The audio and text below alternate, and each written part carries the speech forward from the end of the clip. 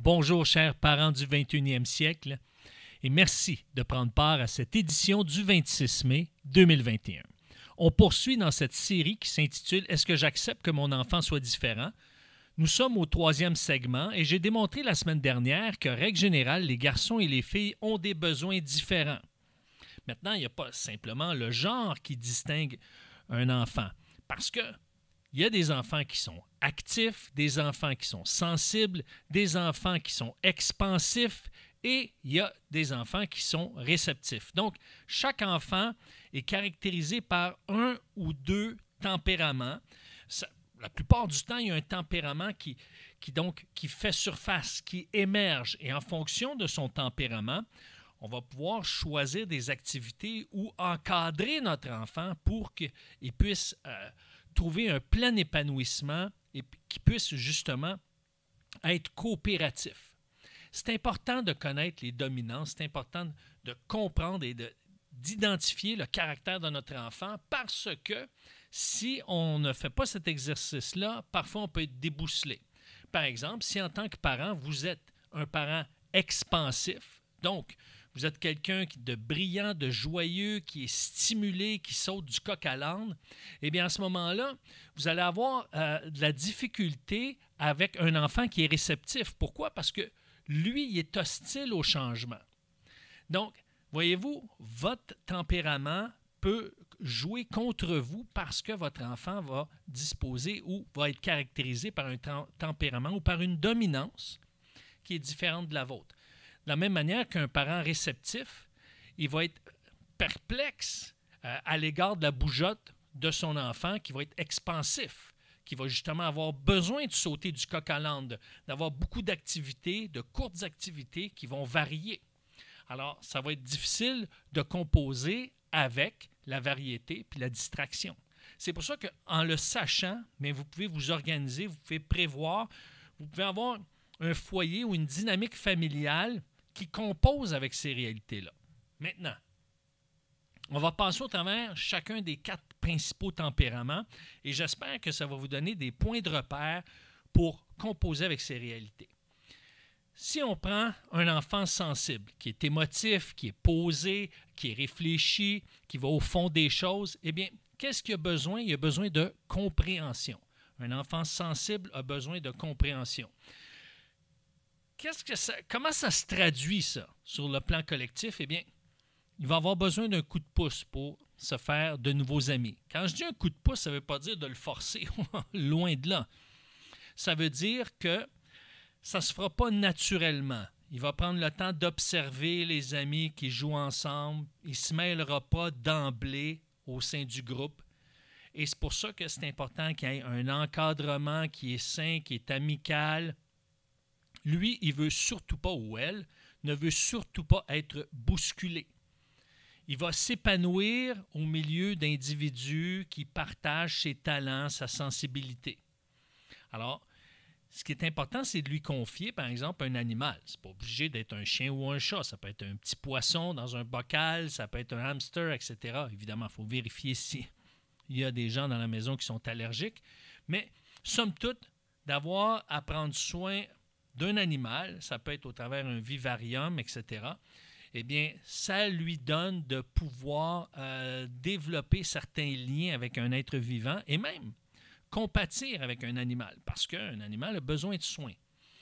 Maintenant, il y a de l'espoir parce que, comme je vous ai dit, je vous ai mentionné, il y a un tempérament qui est dominant chez chaque personne, chez chaque enfant, parfois 2, mais ça ne veut pas dire que parce qu'on est caractérisé par un tempérament, qu'il ne peut pas y avoir de changement qui s'opère en nous. D'accord? Alors, quand un enfant qui est sensible, donc qui est émotif, qui est posé, réfléchi, qui va au fond des choses, eh bien, quand je dis émotif, qui est près de ses émotions, mais ça ne veut pas dire que parce qu'il est émotif, il est démonstratif. Ce n'est pas nécessairement dans ce sens-là. Mais ce que ça veut dire, c'est un enfant qui est sensible, qui est posé, qui est réfléchi. Et quand il se sent écouté, bien, il va devenir de plus en plus enthousiaste, enjoué, joueur. Il va prendre plaisir à se sentir original. Et là, il va devenir un peu plus expansif. Il va prendre un peu plus de place. Et c'est pour ça que les enfants expansifs, eux, eh bien, sont des enfants joyeux, des enfants qui ont besoin d'être stimulés, ils vont passer du coq à l'âne. Ils ont besoin, en fait, de variété. Donc, c'est pour ça que ce sont des enfants qu'on va inscrire au scoutisme, qu'on va leur faire visiter un musée, évidemment adapté à leur âge. On va les amener dans les jardins publics, au cinéma, leur donner du temps pour qu'ils puissent faire de la lecture, les amener faire des promenades. Donc, ils aiment la variété, ces enfants-là. Ils aiment que dans une journée, ils puissent vivre plusieurs choses. C'est des enfants qui aiment la variété. Ils ont besoin d'être stimulés. Ils ont besoin d'être assouvis dans leur curiosité naturelle. Et c'est pour ça qu'en les stimulant par des jeux, par de l'animation, eh bien, ça va les empêcher d'être accros aux jeux vidéo ou à la télé. Parce que ça peut être le piège qu'ils deviennent accros à l'écran. Mais ce sont des enfants qu'en s'épanouissant davantage, lorsqu'ils vivent une multitude d'activités variées, eh bien, les enfants expansifs vont développer leur capacité de concentration, leur sens de la discipline, leur capacité d'aller au fond des choses, que ce soit au niveau du travail ou au niveau de la vie en général, de la vie sociale, si on veut. Et qu'est-ce que ça va faire? Bien, plus qu'il va développer au travers une diversité ou une multitude d'activités, il va développer sa concentration et sa discipline, eh bien, il va devenir plus réceptif. Alors, un enfant réceptif, ça ressemble à quoi? Bien, ça ressemble à bien des enfants, parce que les enfants réceptifs sont des enfants sages, conciliants, qui se rangent facilement derrière des instructions claires. Par contre, la nouveauté les effraie. Donc, ils ont besoin de régularité. Pour eux, contrairement aux enfants qui justement sont expansifs, qui ont besoin de variété, les enfants réceptifs ont besoin de régularité. Oui, ils ont besoin de régularité, les enfants réceptifs, parce que lorsqu'il y a un trop-plein d'activités, eh bien, ça va les contrarier. Pourquoi? Ça contrarie, ça contrecarre leur rythme paisible. Après l'école, c'est important qu'ils puissent vivre à la maison une routine. Donc, par exemple, dire à votre enfant, OK, quand tu arrives à la maison, tu te prends un bon livre, tu prends un petit temps de lecture. Après ça, on va avoir un goûter. Après le goûter, c'est le temps d'aller promener le chien. Et après que tu ailles promener le chien, là, tu peux écouter un peu la télé. Ensuite, on va souper et tu vas faire tes devoirs. Donc, ils ont besoin d'une discipline, d'un encadrement, d'une routine. Donc, ce sont des enfants qui n'apprécient pas se faire forcer la main, spécialement par un autre enfant qui va être expansif ou actif. Ils aiment l'action quand ils sont en position de spectateur.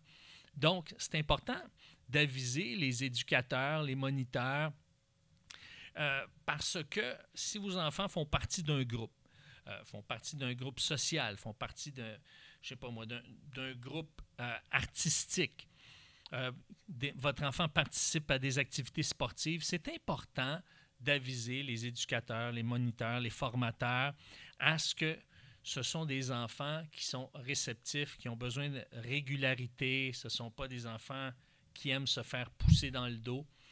Et à ce moment-là, qu'est-ce que ça va faire? Eh bien, ces moniteurs, ces entraîneurs-là vont apprendre à composer avec cette réalité-là. Ils vont aller chercher le meilleur de ces jeunes. Quand ils sont en sécurité, les enfants réceptifs, eh bien, sont sécurisés par le rythme, la répétition. Ils vont se montrer plus réfléchis, plus souples. Donc, ils vont mieux s'adapter à la situation. Et quand ils vont être libérés de leur peur du risque eh bien, et de la nouveauté, ils vont devenir plus actifs. Donc, oui, ce sont des enfants qui aiment la régularité, mais c'est possible qu'ils deviennent un peu plus actifs parce qu'ils se sentent en sécurité. Dès qu'ils sont en sécurité, ils vont se sentir un peu plus actifs, ils vont démontrer un petit peu plus d'intensité, où leur activité va prendre plus d'ampleur. Et c'est pour ça que les enfants actifs, pour leur part, sont déterminés, sont courageux. Ils aiment attirer l'attention des autres. Ça, c'est important. « Hey, regarde-moi! Regarde, qu'est-ce que je vais faire? » Mais ce qu'ils ont besoin, oui, ils ont besoin qu'on les regarde, qu'on les écoute, mais ils ont besoin de structure et d'encadrement. Alors, c'est pour ça que c'est important de les inscrire spécialement à un sport collectif. Pourquoi? Parce que s'ils sont livrés à eux-mêmes, les enfants qui sont actifs peuvent devenir. Je ne dis pas que tous les enfants actifs livrés à eux-mêmes vont tourner comme ça, mais règle générale, il est possible qu'un enfant actif qui est livré à lui-même devienne autoritaire ou agressif. Donc, c'est important de l'amener dès son jeune âge à faire partie d'une équipe sportive qui valorise le travail en équipe, que ce soit le soccer, que ce soit, par exemple, le hockey ou d'autres sports comme ça. Maintenant, lorsqu'il est suffisamment bien encadré puis il se sent capable, donc il se sent en pleine possession de ses moyens, l'enfant actif apprend un peu à s'ouvrir aux autres. Il va découvrir les vertus de la compassion, puis il va prendre plaisir à rendre service. Donc, il va développer sa sensibilité et il va tranquillement, vous allez voir chez lui de plus en plus les caractéristiques d'un enfant sensible. Donc, pour résumer, un enfant sensible a besoin de compréhension, un enfant expansif qui prend de la place a besoin de variété, un enfant réceptif a besoin de régularité et un enfant actif a besoin de structure et d'encadrement. Ce qu'on va voir, donc ça nous aide en tant que parents à composer avec le fait que notre enfant est différent. Ça se peut que vous ayez 2, 3, 4 enfants ou plus, et à ce moment-là, vous avez à composer avec différents types de personnalités, différents tempéraments. Alors, c'est sûr que ça demande un peu plus d'observation, un peu plus de gestion, mais avec ces outils et avec ces points de repère-là, ça va vous aider à mieux encadrer vos enfants et accepter qu'ils sont différents. Chaque enfant est différent l'un de l'autre et plus on en prend conscience, plus on prend conscience de ces différences, eh bien, plus ça nous aide à les comprendre et à les accepter.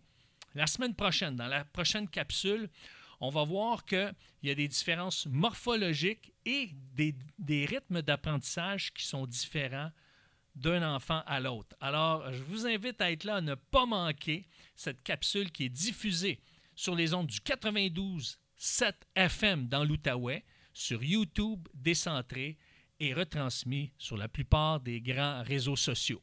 Et je vous invite également, en parlant de réseaux sociaux, à visiter ma page Éric Lantier, coach en intelligence genrée, puisque les jeudis, je parle de leadership et les vendredis de relations de couple à 7h AM. Donc, je vous invite à visiter ma page Facebook Éric Lantier, coach en intelligence genrée.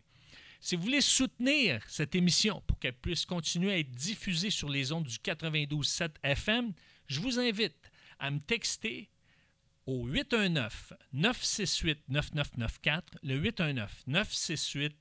819-968-9994. Sur ce, je vous souhaite une bonne semaine et je vous dis à mercredi prochain. Au revoir!